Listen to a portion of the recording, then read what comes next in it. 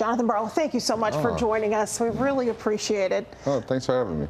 So I just want to talk about what your vision is for the city. As an entrepreneur, as someone who graduated from schools, public schools in the city of Detroit, where do you think the city needs to go? I think the city needs to go in the direction of an actual plan. Have you seen a plan during this election cycle? I've seen some plans, yeah. You've seen a full plan?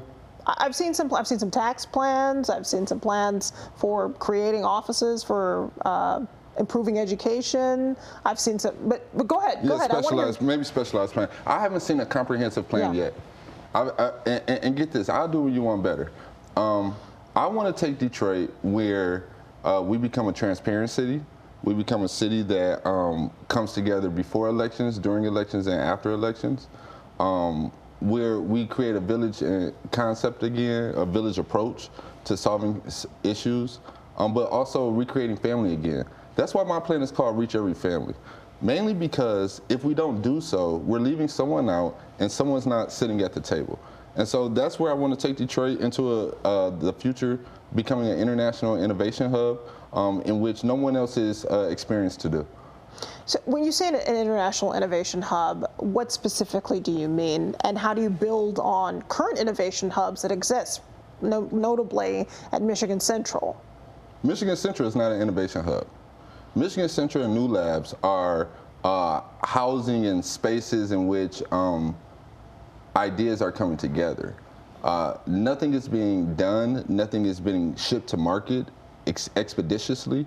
I know of some electric vehicles, especially electric RVs, that were developed down there. You're saying nothing is happening down there? Okay, get this. There? What Ford does at Michigan Central and what founders do that come out of Tech Town or come to Black Tech Saturdays or have been adopted and housed in New Labs are totally different. Our big three, our corporate investors or our corporate entities that continue to support the automotive industry as well as Detroit as stakeholders, they're doing what they normally do. But I came up in Detroit where I could dream, I could build any business, I was told that shoot for the stars. And our young people, our youth, as well as our college graduates, aren't being put in a position to explore new opportunities and get new experiences, thus be able to enter into the future workforce. Okay, so when you talk about experiences and being prepared to enter the workforce, how do you do that when DPSED is seeing such challenges? And they do have a lot of challenges, especially with and honestly, education across the country does too, so it's not the point at DPSED, and they have seen some progress in certain areas. But again, the number I use is 11.7% in recent MSTEP scores of third graders can read at or above grade level. That's the kids that can. So that means the vast majority of third graders in our public schools in the city of Detroit can't read at grade level.